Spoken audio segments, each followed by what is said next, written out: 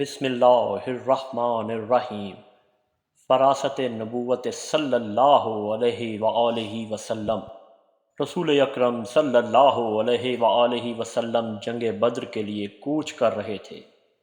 اتفاق سے دشمن کے دو آدمی نظر آئے، ایک شخص قریشی تھا اور دوسرا غلام۔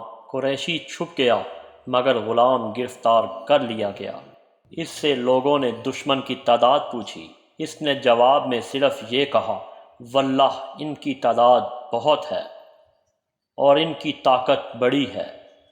اس جواب پر اسے مارا گیا مگر اس نے صحیح تعداد نہیں بتائی، چنانچہ اسے رسول خدا صلی اللہ علیہ وآلہ وسلم کی خدمت میں لایا گیا۔ انہوں نے بھی اس سے دشمن کی تعداد پوچھی، اس نے پھر اپنا یہی جواب دہرایا، واللہ ان کی تعداد بہت زیادہ ہے اور طاقت بڑی ہے۔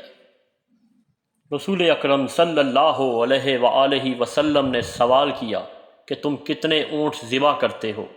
غلام نے جواب دیا، روزانہ 10 اونٹ۔ رسول اکرم صلی اللہ علیہ وآلہ وسلم نے برجستہ کہا کہ اس حساب سے دشمن کی تعداد 1000 ہے، کیونکہ ایک اونٹ 100 آدمیوں کے لیے کافی ہو سکتا ہے۔ سبحان اللہ۔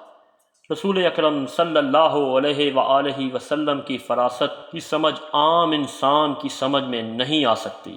غزوہ بدر میں اللہ اور اس کے رسول کا دشمن ابو جہل ہزاروں کافروں کے ساتھ ہی آپ صلی اللہ علیہ وآلہ وسلم پر حملہ کرنے کے لیے آیا تھا، اور کافروں کے پاس 100 گھوڑے، سینکڑوں اونٹ اور 600 زری تھی، جبکہ ان کے مقابلہ میں مسلمانوں کے پاس 2 گھوڑے، 70 اونٹ اور چند زریں تھیں۔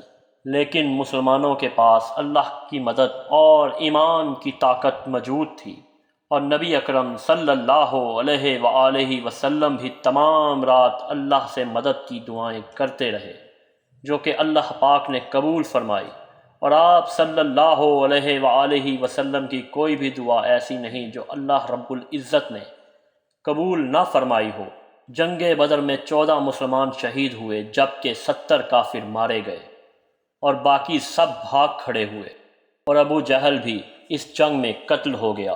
جب 70 کافر مارے گئے تو آپ صلی اللہ علیہ وآلہ وسلم نے ان کافروں کی لاشوں کے پاس آ کر فرمایا، اگر تم اللہ اور اس کے رسول کی اطاعت کرتے تو آج خوشی پاتے۔ صحابیوں نے پوچھا کہ یا رسول اللہ، کیا کوئی مرنے کے بعد بھی سن سکتا ہے؟ تو آپ صلی اللہ علیہ وآلہ وسلم نے فرمایا کہ جس طرح تم مجھے سن رہے ہو اسی طرح وہ بھی مجھے سن رہے ہیں۔ اللہ پاک ہمارا خاتمہ ایمان پر فرمائے اور ہمیں عقیدہ توحید سے مالا مال رکھے، آمین یا رب العالمین۔